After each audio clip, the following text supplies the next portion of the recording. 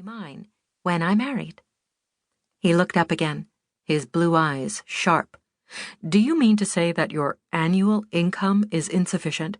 If that's the case, then we can certainly adjust—" "No," she said, interrupting him.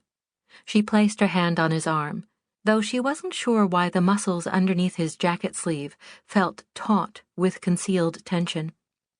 "My annual income is more than adequate, but it won't be enough to build a new orphanage for those sweet children in Sacramento. I want them to have every convenience, and I can't do so without that reserved money." Clay leaned back, breaking her hold. "So you would marry a complete stranger?" he asked, as he crossed his arms, "in order for the orphans in Sacramento to have a better home?" Why did he seem angry? Georgie fell back a step, raising her chin in defense. "It isn't as strange as it sounds. Women have chosen to be mail-order brides for centuries, and for far less compelling reasons," she added. "Age being one of them. I'm 22 years old." She turned away as a feeling of longing welled up within her. "In many people's eyes, I'm practically a spinster, and yet I'd like to be a wife and mother." Her cheeks grew warm at admitting such hopes to Clay, but he needed to know her mind was made up, especially since he would no longer be using her home as his office once she married. The thought of not seeing Clay on a daily basis caused an ache of a different sort. Their long-time friendship would have to be sacrificed in order for her to marry, but if she could help other orphans, now that she was one herself, one's not so fortunate as to have been born to a father who'd made his fortune during the California gold rush and who'd loved his wife, Georgie's mother, every single day, even after she'd passed away. "My mother was a mail-order bride," she tossed over her shoulder as she approached her desk. "Yes, but your father told me that she did so in order to better her station in life, to keep from being a lady's maid forever." "And I'm hoping to better the orphans' stations in life." Georgie picked up the picture, sitting on her desk's front corner. Her parents and her 10-year-old self smiled back.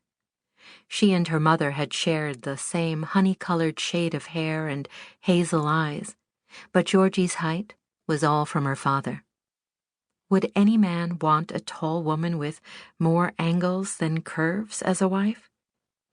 Georgie replaced the picture. "It's true.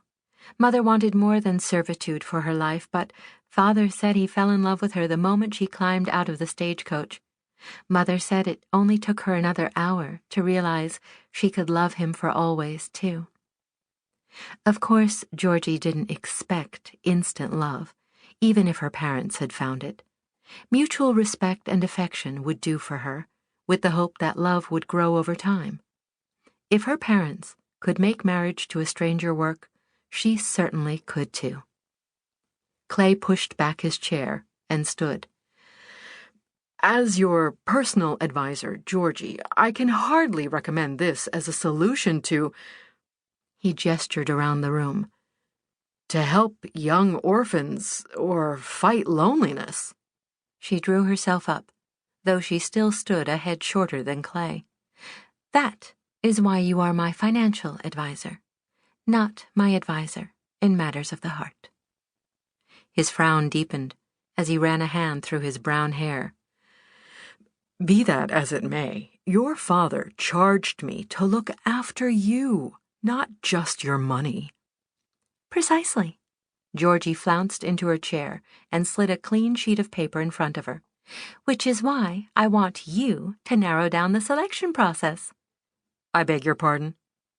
She pointed her pen at him, emphasizing each word. "I want you to choose the most suitable men out of those who respond." "Me?" he choked out. "I thought you said I'm not to counsel you on matters of the heart." "You also said Father made you promise to look out for me." She smiled sweetly at him. "Which, in this endeavor, means I need your unbiased, objective opinion as to whom I should begin correspondence with."